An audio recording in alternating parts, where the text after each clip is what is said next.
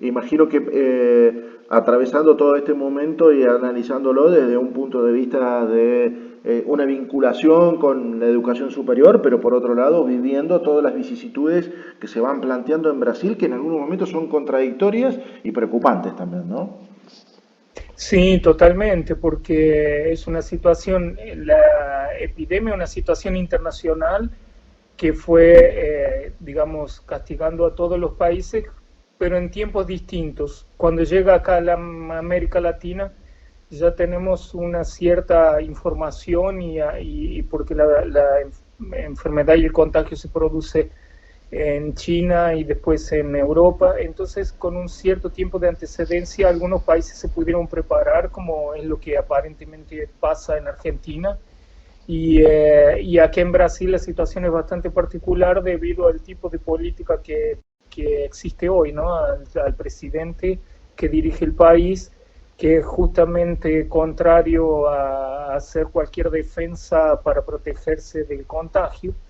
Él es del tipo negacionista, niegan la ciencia y niegan la realidad que está pasando el mundo entero, lo que es bastante peligroso. Entonces, en el caso de Brasil, se suma al problema internacional de la pandemia el problema de la política interna.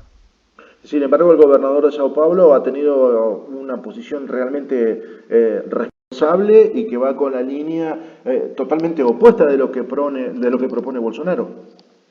Sí, el gobernador de San Pablo se eligió siguiendo y asociándose a Bolsonaro porque fue la misma época de elección de presidencia y de gobernador de este estado.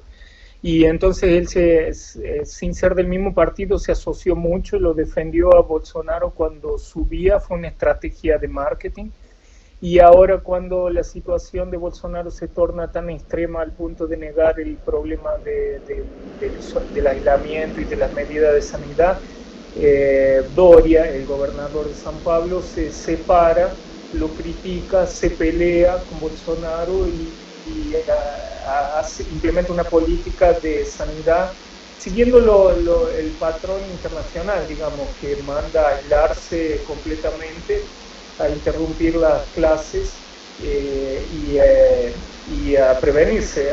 Hay que ver que el estado de San Pablo es uno de los que más contagios tuvo, ¿no? Es un estado fundado por la mayor parte del país, por el norte de Brasil fundó el estado de San Pablo y lo ayudó a desarrollarse y hoy, por lo tanto, es un estado líder, digamos, en decisiones y en peso político. ¿Cómo ves vos la realidad de cómo se está desarrollando todo esto? Vos como docente, imagino, dando clases a distancia, vinculándote con tus pares de esta manera, con telecomunicaciones. ¿Cómo es la evaluación? ¿Cómo ves este proceso? Bueno, en términos de la universidad donde yo trabajo, que es una universidad pública, una de las más importantes del país, es una universidad que tomó la decisión de cuarentena antes inclusive que el propio Estado y que la propia municipalidad de Campinas, porque es una universidad que tiene un nivel de investigación muy avanzado y ya supo desde el comienzo de la gravedad del problema del coronavirus.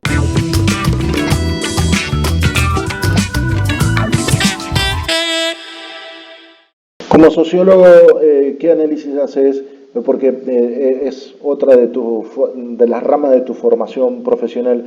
Digo, esto impacta de una manera muy puntual eh, en el esquema y atraviesa toda la sociedad. Tenemos una situación que no distingue ni clases sociales, ni situaciones económicas, ni formaciones culturales.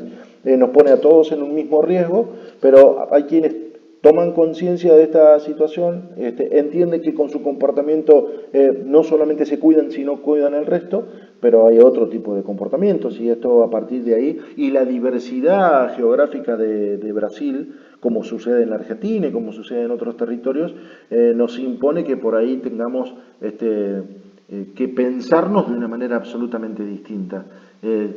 ¿Qué imaginás vos que va a ir sucediendo? ¿Cómo va a ir evolucionando esto en las sociedades? Bueno, esto es un dato de la modernidad. Algún momento iban a pasar cosas combinadas en forma planetaria que no nos esperábamos, pero que había posibilidad de producirse, porque el mundo globalizado significa que el mundo quedó completamente comunicado y unido por el mercado, lo que no quiere decir que haya quedado igual o que todo el mundo tenga el mismo poder. Existe la desigualdad, las jerarquías y las diferencias de poder, como vemos de los países centrales y los países periféricos, etcétera. Entonces, esta era una realidad que el capitalismo actual estaba llevándonos a todos y los cientistas sociales son muy dedicados a pensar este problema. Lo que pasa es que de alguna forma esta pandemia nos toma de sorpresa porque algún día que iba a pasar y de repente pasó.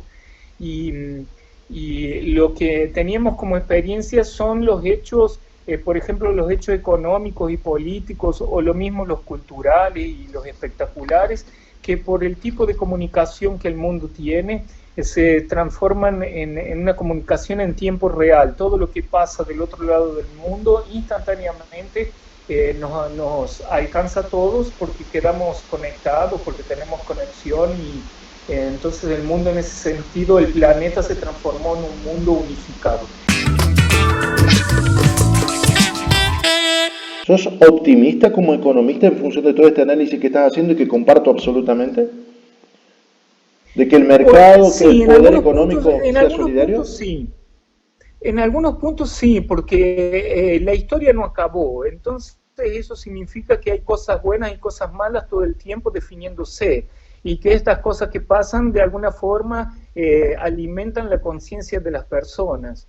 Entonces, en ese sentido, no soy pesimista. Pienso que elementos que estamos aprendiendo, como la importancia de la política pública de sanidad, que es la más clara, pero también la de ciencia, la de educación, la de transporte, eh, la de higiene, en fin, están siendo valorizadas. Hace un tiempo atrás, cuando escuchábamos los discursos de candidatos, de políticos y de gobiernos que en general son los conservadores, que son los neoliberales, que defienden el mercado, en general critican que el Estado haga gastos en este tipo de cosas. Y hoy veo con una cierta simpatía que hasta los autores más serios del liberalismo están proponiendo imprimir dinero para pagarle a la gente para que pueda sobrevivir y, y, y asumiendo una cosa que los críticos del liberalismo vienen diciendo, pero no de ayer, lo vienen diciendo del siglo pasado. Únicamente tenés economía si se gasta, si no hay gasto no hay mercado. Entonces el famoso mercado no existe con reglas como estado mínimo, no gastar. Eso es imposible. Y entonces hoy esta realidad histórica, actual, contemporánea, nos hace ver de cierta forma cuántas cosas se dijo que era equivocada. Cuando pensamos en la política podemos pensar cuántas cosas se dijo ocultando la verdad, digamos así. Hay paralelismo entre lo que sucede en Argentina y en Brasil, más allá de los modelos de gobierno.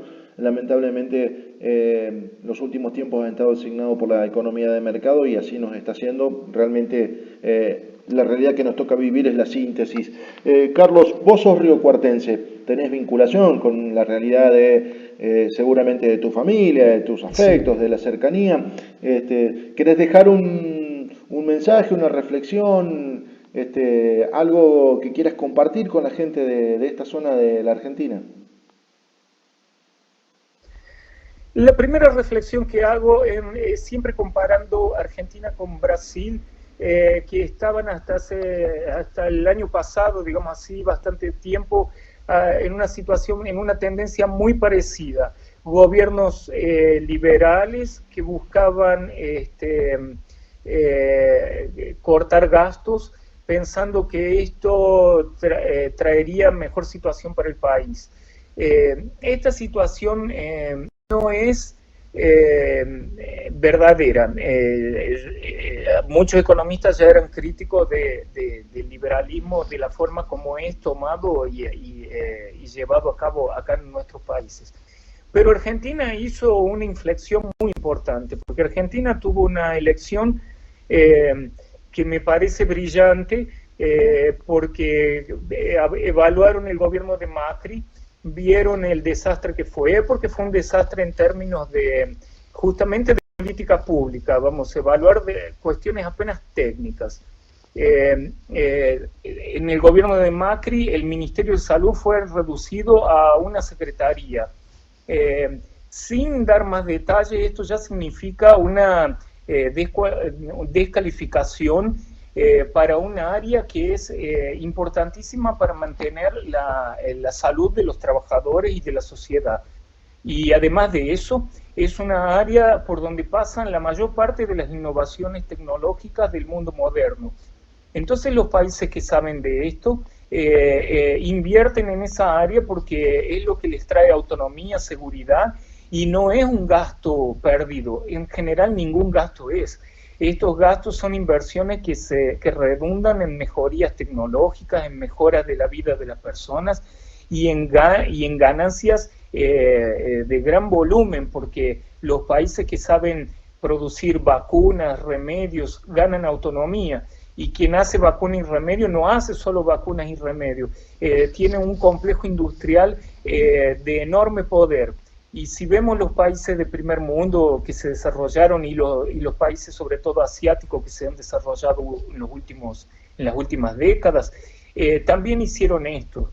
El ejemplo de China, que tuvo el brote original de esta enfermedad y al mismo tiempo le resolvió, es un ejemplo de cómo manejar la política pública. Y esto al mismo tiempo es una crítica a los que pensaron que la política pública era gastar dinero, desaprovechar, mantener vagos, en fin, es todo lo contrario.